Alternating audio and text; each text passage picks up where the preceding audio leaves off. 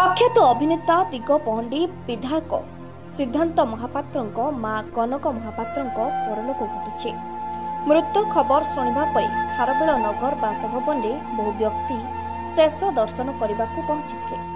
वरिष्ठ अभिनेत्री अपराजिता महांती, अभिनेता बबी मिश्र, सव्यसाची मिश्र, पिंकी प्रधान, बिनी सामल, प्रयोजक जतिन नायक, प्रणय जेठी और अनेक राजनेता पहुंची। मान्यवर मुख्यमंत्री श्रीजुक्त मोहन चरण माझी सिद्धांत मां को शेष दर्शन पर पहुंची। खोर्धा विधायक प्रशांत जगदेव, एकाम्र भुवनेश्वर विधायक बाबू सिंह प्रमुख पहुंची शेष दर्शन करते। बासभवन में पार्थिव शरीर शेष दर्शन कर श्रद्धांजलि अर्पण करने सहित शोकाकुल परिवार वर्ग को भेटी समस्ते समवेदना जणाइछन्ति।